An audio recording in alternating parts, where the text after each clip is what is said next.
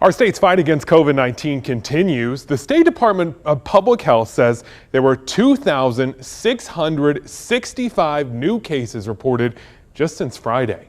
And we're seeing more contagious COVID variants spread. So in today's To Your Wellbeing, our health expert tells us about the role we all play in protecting each other and fighting this pandemic. Joining us today for To Your Wellbeing is Cone Health's COVID-19 lead physician, Dr. Brent McQuaid. For those who've not chosen to get the vaccine yet, the big question is, why now? Why is it so important? Yeah, thanks for asking. Well, we know that vaccination is extremely safe and effective. The Delta variant, which has been giving us so much trouble in the United States and really worldwide over the last 2 to 3 months now, is incredibly infectious. And so having a population that's protected with immunity provided by vaccination helps control this spread. We're seeing many people die. Our ICUs are filled with people who are unvaccinated.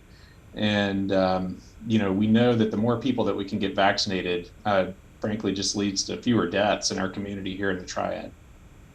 So if you've already been vaccinated, a lot of people are saying, I've done my part, no one else is doing their part, I should be done with this. Is there anything more you should be doing? Yeah, we live in, a community, right? And so it is frustrating when we see other individuals who are making choices that are really for themselves and not for the best of the community, but we all need to contribute to the community's greater good. And so, if you've been vaccinated, that's wonderful. Thank you. We're glad that you've done that to protect your neighbors, to protect your loved ones, to protect, those friends and family that you could have given the virus to. However, we also know that wearing a mask and social distancing is important because there's been reports that we've seen from the CDC that show that Delta can be spread even among vaccinated individuals. The vaccination will protect you personally from severe complications. However, you can still catch it and spread it. So that's why, even if you're vaccinated, so that's why wearing a mask is really important. We hear that if you have symptoms, you should still get tested for COVID. Why is that so important to you? It's important to know, right? So let's say you're vaccinated, you come down with a cold. Odds are very good that you're going to come through that just fine because of your vaccination status. We simply just don't see many people in our hospitals who are fully vaccinated who are critically ill. The vast majority, greater than 90% of what we see, are people who are unvaccinated, who are critically ill. That being said, if you're a vaccinated individual, you get sick, you can still spread it. You could give it to somebody who's unvaccinated, and then they could become critically ill. So getting tested and knowing that you have it is helpful because then you'll be extra careful to make sure you don't give it to somebody else. And what are your guidelines for when we should get tested?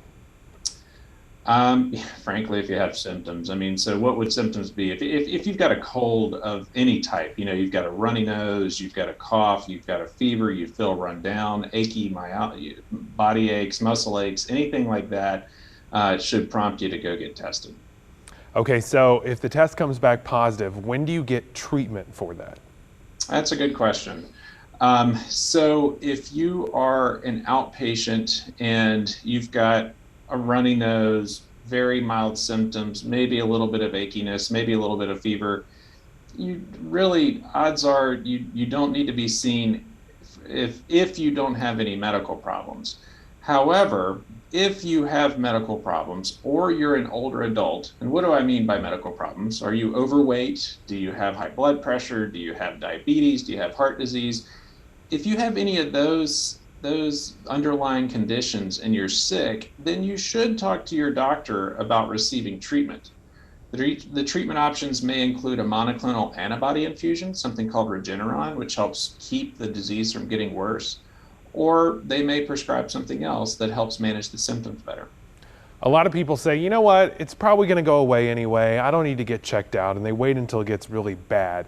When is it bad enough to go to the emergency room? If you're short of breath, that's a key indicator. So if you're feeling shortness of breath, you need to go get checked out. If you happen to have an oximeter at home where you monitor your oxygen level and it's dropping low into the 80s, you need to go get checked out. If your symptoms are so bad, you can't take care of yourself, you can't eat a meal, you can't, get up and walk across the room and take care of yourself, you probably ought to get checked out then too. Once people have survived COVID, they made it through, what do they need to be doing to protect themselves and everyone else? Yeah, good question. So vaccination still is important, right? So even if you've had it, we know that becoming vaccinated can boost your immunity to help protect you from getting it again. And remember that when you do that, you may say to yourself, well, I've already got immunity because I've already had it. Why not go get something that boosts your immunity so that you can protect your neighbor, right? Part of the reason why you're doing this is to protect your friends and family. That's why vaccination is so important. So even if you've had it, you've recovered, getting a vaccine is still a very good idea. Have you started to see people yet who've had COVID more than once? There have been a handful of patients who've had what look like repeat infections. I've yet to see one that is severe, someone who is truly critically ill, who's come back with a second infection. What about parents? There's a whole lot of them out there who are waiting for their kids to be able to get the shot. How do they best protect those kids until they can get it? Yeah, you're talking to one. I've got an 11-year-old and a 3-year-old, and I would love for them to be able to be vaccinated. But what we do is we just make sure that they wear masks when we go out in public. My daughter's in Guilford County schools, and so she wears a mask when she gets on the bus and when she's at school with her friends, and she practices good hand hygiene. And they know all about how to social distance and keep their distance from each other, play with their friends outside. I mean, all those things are very important. And if sick, if they're exposed to somebody at school who's sick, well, monitor for symptoms, get tested after an exposure. We try to follow all those rules to mitigate the spread. All very important things to do. We know that you have a lot of questions at home. The doctor will be here with us through 6 o'clock answering all of your questions. All you have to do is text them to us at 336-379-5775. Again, get your questions answered right now for free when you get free medical advice. 336-379-5775. We'll be right back.